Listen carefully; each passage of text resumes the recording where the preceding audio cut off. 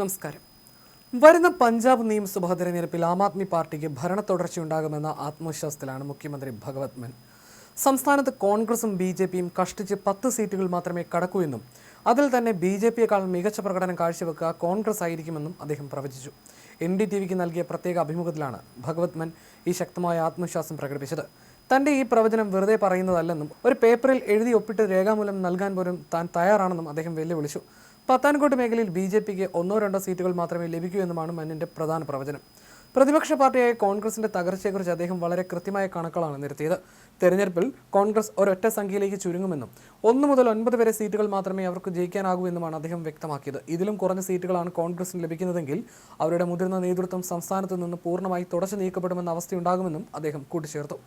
അടുത്തിടെ ബംഗാളിൽ ചരിത്ര വിജയം നേടിയ BJPയുടെ മുന്നേറ്റത്തെക്കുറിച്ച് ചൂണ്ടിക്കാണിച്ചപ്പോൾ താൻ എപ്പോഴും ജനങ്ങൾക്കിടയിലാണ് ജീവിക്കുന്നതെന്നും അതുകൊണ്ടാണ് തനിക്ക് ഈ ജനവികാരം മുൻകൂട്ടി കണ്ട് ഇത്രയും ആത്മവിശ്വാസത്തോടെ സംസാരിക്കാൻ സാധിക്കുന്നതെന്നും അദ്ദേഹം മറുപടി നൽകി. കഴിഞ്ഞ 2022 തെരഞ്ഞെടുപ്പിൽ ആകെയുള്ള 117 നിയമസഭാ സീറ്റുകളിൽ 92 എണ്ണവും തൂത്തുവാരിയാണ് ആം ആദ്മി പാർട്ടി പഞ്ചാബിൽ ചരിത്ര വിജയം നേടിയത്. 2017 തെരഞ്ഞെടുപ്പിൽ 77 സീറ്റുകളുടെ ശക്തമായ ഭൂരിപക്ഷത്തിൽ പഞ്ചാബ് ഭരണം നടത്തിയിരുന്ന കോൺഗ്രസ് 2022 ആയപ്പോഴേക്കും വെറും 18 സീറ്റുകളിലേക്ക് ചുരുങ്ങുകയായിരുന്നു. അന്ന് 2 മണ്ഡലങ്ങളിൽ മത്സരിച്ച് പരാജയപ്പെട്ട അന്നത്തെ കോൺഗ്രസ് മുഖ്യമന്ത്രി ചരൺജിത് സിംഗ് ചന്നി ഉൾപ്പെടെയുള്ള പ്രമുഖ നേതാക്കളെല്ലാം കനത്ത പരാജയമാണ് ഏറ്റുവാങ്ങിയത്. BJPക്കാകട്ടെ അന്ന് വെറും 2 സീറ്റുകൾ മാത്രമാണ് സ്വന്തമാക്കാൻ സാധിച്ചത്.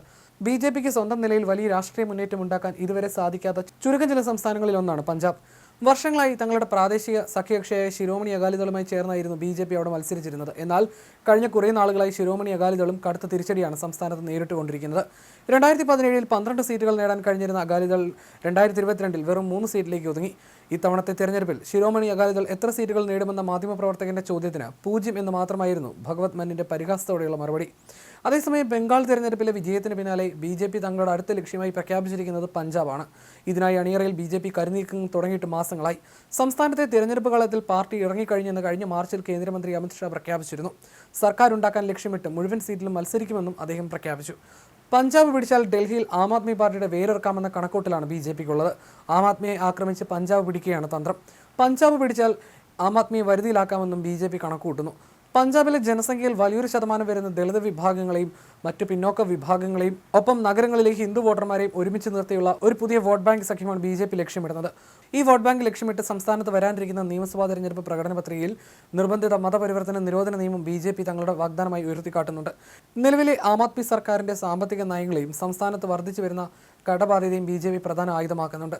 ഭരണകക്ഷിയായ ആം ആദ്മി പാർട്ടി ശക്തമായ ഭരണവിരുദ്ധ വികാരത്തെ നേരിടുന്നതും കോൺഗ്രസ് ആഭ്യന്തര കലഹങ്ങളിൽ ഉലയുന്നതും കാരണം വർഷങ്ങൾക്ക് ശേഷം ലഭിക്കാവുന്ന ഏറ്റവും മികച്ച രാഷ്ട്രീയ അവസരമായിട്ടാണ് 2027 തെരഞ്ഞെടുപ്പിനെ BJP നോക്കിക്കാണുന്നത്. ഹരിയാന മുഖ്യമന്ത്രി നയബ് സിംഗ് സൈനിയെ മുൻനിർത്തിയാണ് BJP രാഷ്ട്രീയ തന്ത്രങ്ങൾ മെനയുന്നത്.